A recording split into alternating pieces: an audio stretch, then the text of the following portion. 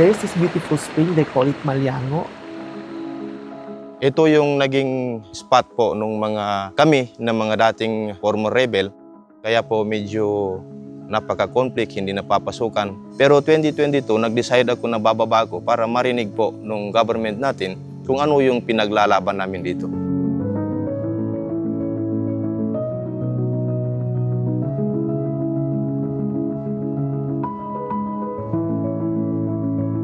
We then realized that the bottleneck of development is really the peace and security situation.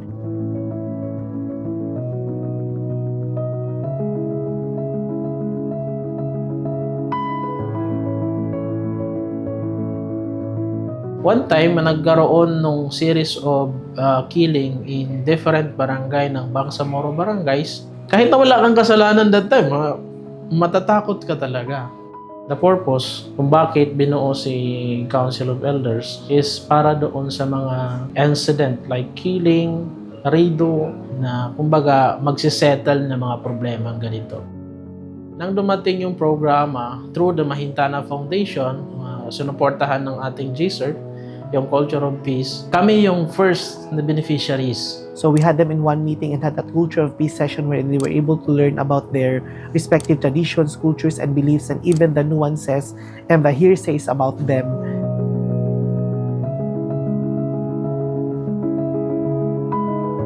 Baka ito na yung solusyon doon sa hinahanap natin na pwede tayong maging malaya. Yung hindi tayo natatakot sa kapwa natin. Maging Kristiyano man yan or especially in our men in uniform na hindi tayo matatakot.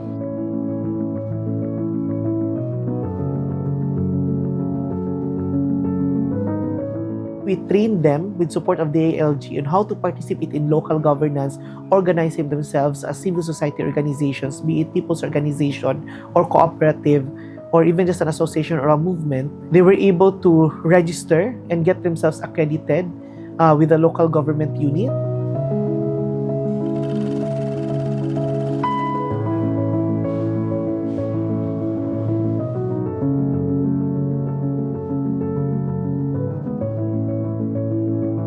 Ang nagagawa po namin ay unang-una, nagtatahi kami ng dress kasi kami na mga Muslim Moro women's ay hindi kami pwedeng magdamit ng dapat ganito talaga. So ito ang tinatahi namin mainly. Nag-outreach program kami. Nag-identify kami ng mga widows or orphan ng extrajudicial killings. Kasi ipapil namin sa kanila. Ipapil namin sa kanila na mahal namin sila sa kabila ng pagkawala ng mga.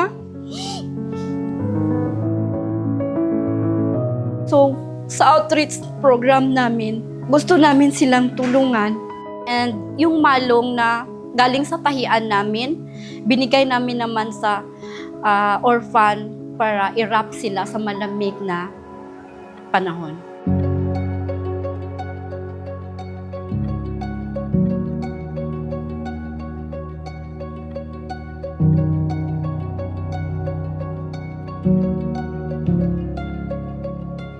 With partnership with the Mahintana Foundation Incorporated po, is binigyan po kami ng livelihood, which is the rentals of chairs, tables, and tents po.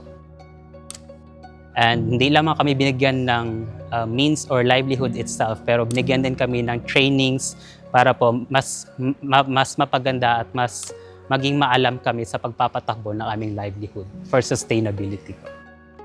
After nang mabuo yung aming organization, one of the biggest challenge din is yung pagkuha ng mga membership or pag-invite. Kasi ngayon na nga, meron pang trauma kahit yung mga bata. With the efforts of our co-officers and with the men in uniforms, sa unti-unti naming pagkakaroon ng mga activities, engaging the Moros, na ipakita namin na they are here to help us and bring back the peace within our community. So with that, little by little, dumadami na rin yung mga members namin, and the trust of our parents with the men in uniforms is bumabalik na din po.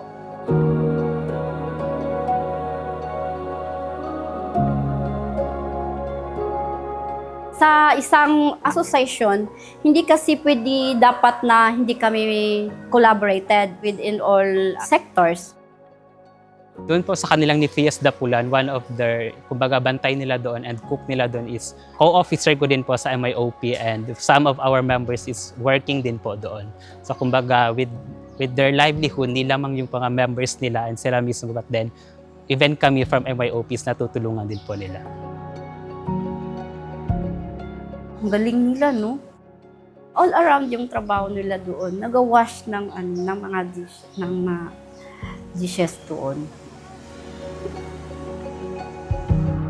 One of the sustainability mechanisms that we do is bridging our partner beneficiaries with our regional line government agencies. We always make sure that the intervention is included in the plans and programs of the government.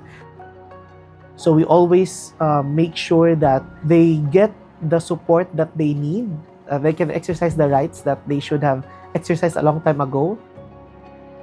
With this intervention ng Mahintana Foundation and ng GSERP, ngayon ramdam na ng ating mga kababayan, lalong-lalo na sa Muslim barangays, yung tulong na ibigay natin, na it's a collaborative effort, no, na mapaabot doon sa community yung mga expectation din ng ating mga kababayan.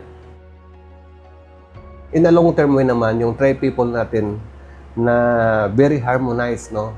Harmonized pagdating sa direksyon, no? Na lahat dapat walang mapag-iwanan sa laylayan. Maraming mga key people dito sa gobyerno natin lokal. Yung ating municipal administrator is isang full-blooded IP. When you recognize the indigenous identity, the personal identity of the people, provide platform where they could also showcase the skills that they have through the CHLC. And once they feel valued, they will take part in terms of looking at maintaining order in the community, in the area where they are.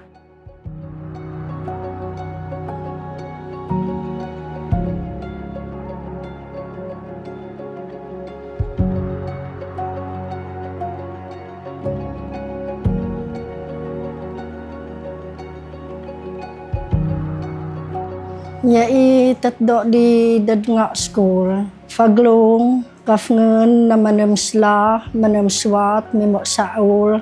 Ya itagat do mi di dadnga di school. Tatool iti maya lamsak dukan, tataan la ikafyun. Duri mo nan la dilaan sa. Dukan la bagdui ilsak na. Ani tatool iti maya lamsak, yaraan mi bag maya kunon to bag mabanggami, do tamaya ali lamsak idan nga. Do tari gumitular.